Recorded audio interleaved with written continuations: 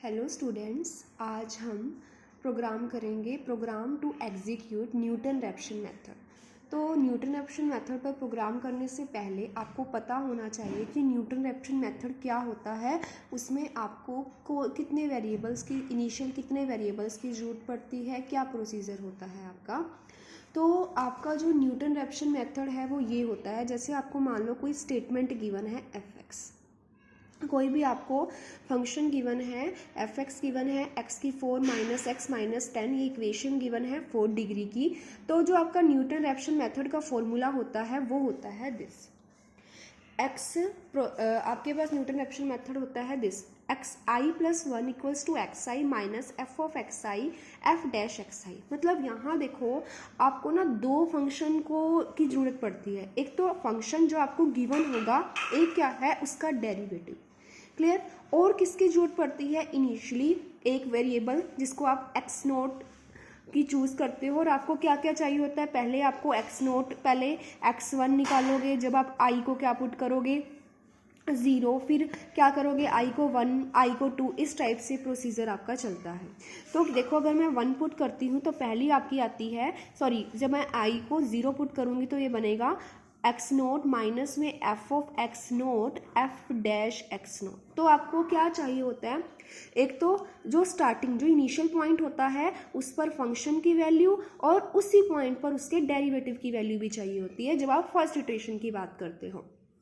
तो हम यही प्रोसीजर करते हैं जितनी भी हमें इटरेशन चाहिए होती है। जैसे मान लो यहाँ पर कुछ वैल्यू आ जाएगी सोल्व करके, ये आ गया है हमारे पास x1 की वैल्यू आ गई हमारे पास सोल्व करके। तो जब नेक्स्ट इटरेशन x2 मानोगे तो क्या होगा, यहाँ x1 माइनस में क्या f of x1 divided by f dash x1, फिर वही पॉइंट्स पर f(x) की वैल्यू और f डैश की। यही सारा प्रोसीजर इस मेथड में चलता है आपका। तो अब हमने इसी मेथड को प्रोग्राम में बदलना है, प्रोग्राम एग्जीक्यूट करना है प्रोग्राम में। तो क्या होगा, इसके लिए क्या मेथड अप्लाई होता है। तो सबसे पहले इसमें करते क्या हो आप मेथड में, जैसे फंक्शन गिवन होता है आपके पास, तो क्या करते हो वही same location of root theorem apply करते हो। दो पॉइंट्स पर फंक्शन की वैल्यू, जैसे मैंने क्या करा आप देखो कि जब इस पर 0 आप अप्लाई करोगे तब भी इसका आंसर नेगेटिव आएगा, -10। 1 पर भी इसका आंसर नेगेटिव आया, तो 0 और 1 के बीच में तो रूट मिल नहीं सकता आपको, तो किसके बीच में मिलेगा। फिर तुमने 2 पर अप्लाई करा, कितना आया 4। अब इसमें क्या होता है, उसमें तो आप डायरेक्ट कह देते हो कि इसके बीच में रूट लाई करेगा, हम यहाँ भी कहेंगे कि इसके बीच में रूट लाई करेगा। लेकिन एक्स नोट क्या चूज करना होता है, एक्स नोट वो चूज करना होता है जो 0 के पास होता है। जैसे ये -10 है, ये आपका 0 है, ये 4 है। कौन 0 के पास है, 4 क्यों आ रहा है, जब आपने एक्स को क्या पुट करा 2, तो आपकी इनिशियल अप्रोक्सीमेशन क्या बन जाती है यहाँ पर 2। जो मेन आप न्यूटन रैप्शन मेथड में स्टडी करते हो, एक्स नोट कैसे चूज करते हो। सबसे पहला काम वही, रूट देखोगे कि किस किस के बीच में लाई करेगा। यहाँ से पता लगा रूट 1 और 2 के बीच में लाई करेगा। लेकिन एक्स नोट कैसे चूज करोगे, एक्स नोट उसको चूज करोगे जैसे एफ ऑफ 1 की वैल्यू -10 आई है, एफ ऑफ 2 की वैल्यू 4 आई है, तो इन दोनों में से किसकी वैल्यू 0 के पास है, 4 0 के पास है, तो एक्स नोट क्या बन जाएगा आपका 2। फिर वही सारा प्रोसीजर सेम करोगे आप। ठीक है, हम इसका प्रोग्राम स्टडी करते हैं। क्या है program to execute Newton Raphson method. तो न्यूटन मैं लास्ट लेक्चर्स में मैंने आपको बाइसेक्शन मेथड करवाया, उसके बाद में हमने रेगुलर फाल्सी करा, एंड उसी लेक्चर्स में मैंने आपको सी लैंग्वेज के बारे में भी बताया था। तो अब क्या है हैश इंक्लूड। तो आपको इसका मतलब पता है अब कि हैश इंक्लूड क्या होता है। हैश इंक्लूड वो होता है, एक क्या होती है, प्री प्रोसेसर डायरेक्टिव होती है।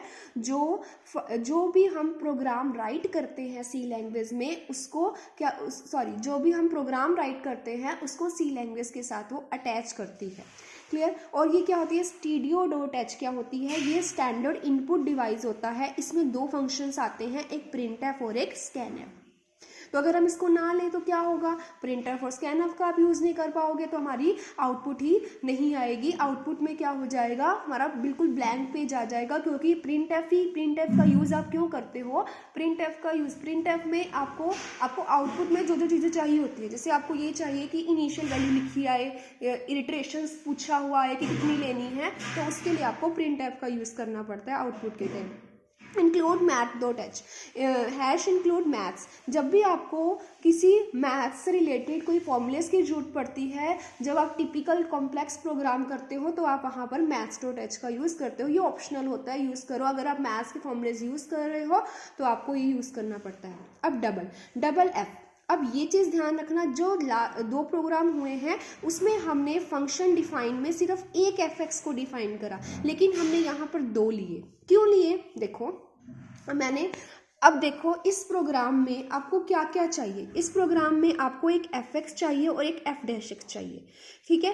तभी तो कितने फंक्शन, एक तो फंक्शन एफ एक्स डिफाइन करना पड़ेगा, एक फंक्शन कौन सा, एफ डैश एक्स। वही सेम चीज इसमें कर रखी है। डबल क्या होता है? डबल क्या होता है? डाटा टाइप होता है। किसका? फंक्शन का। फंक्शन का डाटा टाइप क्या है? डबल है। डबल क्या होता है? डबल डाटा टाइप वो होता है जो एक्यूरेसी को बढ़ा देता है, एक्यूरेसी ज़्यादा हो जाती है, रेंज को डबल कर देता है। फ्लोट क्या है? एक्स का डाटा टाइप क्या है? फ्लोट है। जैसे मैंने फंक्शन यहाँ पर ले लिया एफ एक्स, ये है इसका मतलब कि जो एफ है वो डबल डाटा टाइप का है और एक्स क्या है? आपका फ्लोट है।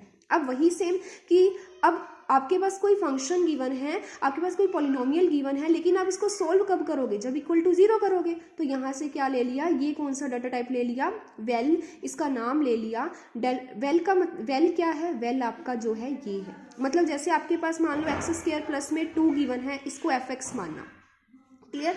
तो अब क्या करते हो, सबसे पहले आपको एफ एक्स को 0 पुट करना पड़ेगा रूट्स निकालने के लिए। अब इन्होंने क्या करा, इसको 0.0 जब भी, क्योंकि इन्होंने क्या ले लिया? डाटा टाइप डबल ले लिया आपका।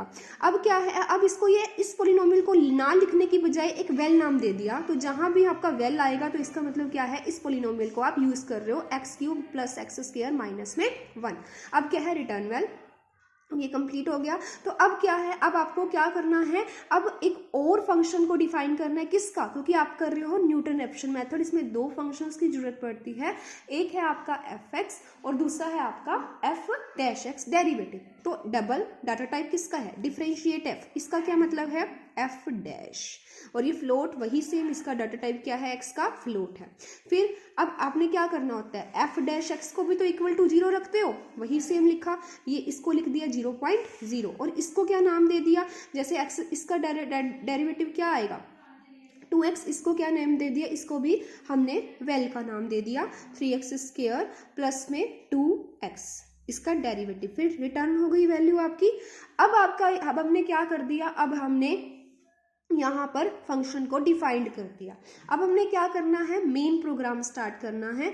मेन प्रोग्राम स्टार्ट करने में हमें सबसे पहले क्या करना होता है, हमने वेरिएबल्स को डिक्लेयर करना होता है कि हमें प्रोग्राम में किस किस वेरिएबल की जरूरत पड़ेगी। देखो, तो मेन प्रोग्राम से पहले हम वॉइड मेन लिखते हैं। जैसे हमने क्या करा, फंक्शन डिफाइन से पहले हमने इसको डिफाइन करा कि ये कौन सा है, फ्लोट लेना है या कौन सा वेरिएबल डबल लेना है।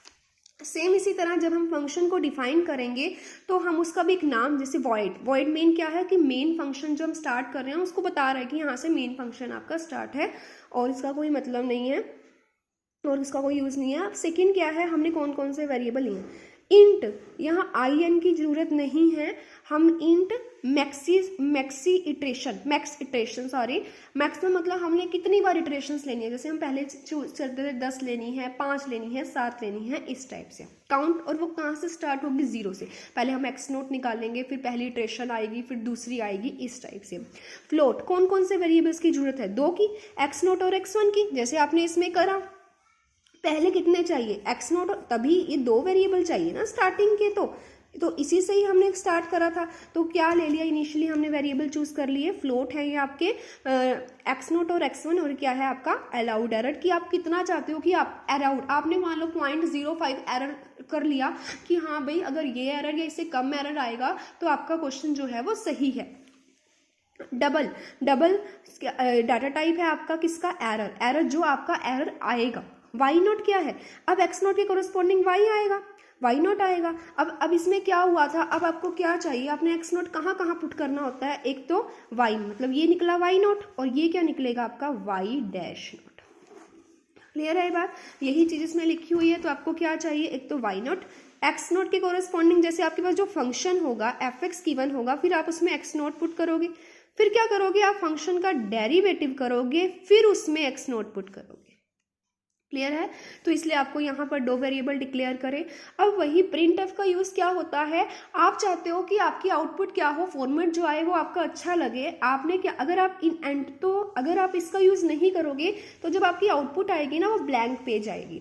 तो एंटर इनिशियल गैस मतलब आपको पूछेगा वो, मतलब आप अगर आप ये लिख रहे हो तो जब आपका प्रोग्राम रन हो जाएगा तो आपको वो क्या जो आउटपुट वाला पेज है उस पर क्या देगा कि इनिशियल वैल्यू को एंटर करो, नंबर ऑफ इटरेशंस बताओ कि आपको कितनी इटरेशंस चाहिए, मैक्सिमम अलाउड एरर कितना चाहिए, वो आपसे पूछेगा। तो आप उन इंफॉर्मेशन को फिल करोगे। स्कैन एफ का यूज़ क्या होता है, जब आपने न्यूमेरिकली डाटा देना हो तो हम वहाँ पर स्कैन एफ का यूज़ करते हैं।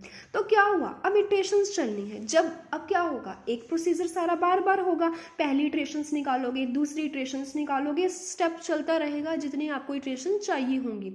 तो क्या होता है, जब हमने किसी प्रोसेस को बार बार करना होता है तो हम वहाँ पर लूप का यूज़ करते हैं। तो यहाँ इन्होंने वाइल करी है, आप यहाँ पर फॉर लूप का भी काउंट, जब तक आपकी मैक्सिमम इटरेशन नहीं हो जाती आपको वहाँ पर काउंट करना पड़ेगा। अब क्या है, Y naught F X naught निकालोगे, क्या क्या चाहिए, अब क्या वाई नॉट क्या, वही सेम एफ एक्स नॉट जैसे यहाँ पर करा, डी ए वाई नॉट क्या आया, डिफरेंशिएट एक्स नॉट का करा। इफ अगर वाई नॉट 0 आ गया इक्वल टू, यहाँ पर क्या है आपका सी लैंग्वेज में डबल इक्वल आपका इक्वल होता है, सी आ गया, अगर 0 आ गया तो क्या होता है, तो रूट बन गया आपका। तो वाई नॉट एक्स नॉट क्या बन गया, रूट। अगर क्या मतलब क्या कहना चाह रहा है कि अगर एफ एक्स नॉट निकाला वो 0 आ गया आपका, तो मतलब क्या होता है, अगर फंक्शन की वैल्यू किसी पॉइंट पर 0 है तो उसका रूट बनता है। तो वही सेम बात है, तो एक्स नॉट क्या बन जाएगा, इसका रूट रिटर्न हो गया। और क्या हो सकता है, एल्स अगर रूट नहीं है तो आप x1 निकालते हो, वही सेम फॉर्मूला जो इसका अगला पॉइंट निकालने का फॉर्मूला, क्योंकि रूट नहीं आया। अगर रूट नहीं आया तो आपको क्या करनी पड़ेगी, अप्रोक्सीमेशंस करनी पड़ेंगी, सारी इटरेशंस अप्लाई करनी पड़ेगी। अगर मान लो यहाँ से आपने एक्स नोट निकाला, वो एफ ऑफ एक्स नोट आपका 0 नहीं आया, मतलब ये रूट नहीं बना, तो क्या जाओगे, x1 पर जाओगे। x1 का फॉर्मूला क्या है, X naught minus F X naught divided by F dash X naught, यही सेम अप्लाई कर रखा है। x1 is equal to X naught minus Y naught क्या होता है, F of X naught divided by F dash X naught. Semicolon का मतलब क्या होता है, हम सी लैंग्वेज में सेमीकोलन का मतलब यूज करते हैं। अगर सेमीकोलन ना यूज करें तो अगली लाइन उससे पहले वाली पे प्रिंट हो जाए। जब हमें नेक्स्ट जाना होता है तो हम सेमीकोलन का यूज करते हैं। अब एरर क्या है, एब्सलूट मतलब हमारा पॉजिटिव आए, हम x1 माइनस एक्स नॉट निकालेंगे तो हमारा एरर आ जाएगा। फिर वही अगर जो हमने एरर आया, जो हमारा एरर आया है वो हमारे सोचे गए एरर से छोटा आ गया, मतलब हमारा रिजल्ट सही आ रहा है, तो क्या होगा, इफ दिस आ गया तो काउंट हो जाएगा और कितने रूट्स आ जाएंगे आपके पास, जितनी आपको इटरेशन चाहिए, डी इटरेशन चाहिए, 5 चाहिए, 7 चाहिए, उसके बाद आपका रूट आ जाएगा, फिर रिटर्न, फिर स्टेटमेंट रुक जाएगी।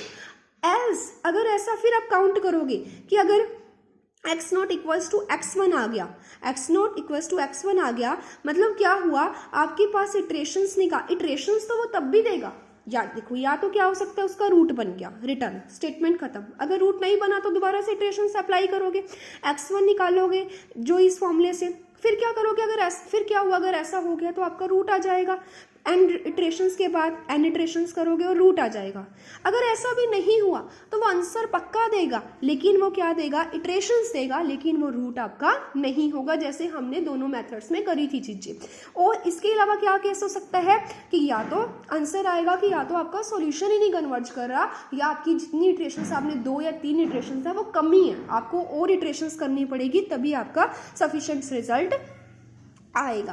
तो आपका जो मेन पोर्शन रहता है वो रहता है प्रोग्राम में, जब आप क्या करते हो, मेन फंक्शन स्टार्ट करते हो, कि वही सेम है जो आप क्वेश्चन आप मैथ्स में करते हो, जो आप सिंपल करोगे, बस प्रोग्राम में आपको चीज़ों को ध्यान रखना है कि कितने केसेस हो सकते हैं। जैसे पहले क्या था कि या तो रूट बन जाएगा, रूट नहीं बना तो आपको इटरेशंस अपनानी पड़ेंगी। अगर इटरेशंस अपनाई, आपने इटरेशंस यूज़ करी और एरर जो आपने सोचा वो आपका ठीक आया, क्लियर, वो ठीक आया, तो इसका मतलब क्या हुआ, आपका जो प्रोसेस है वो सही है, तो क्या होगा, आपके रूट्स आ जाएंगे।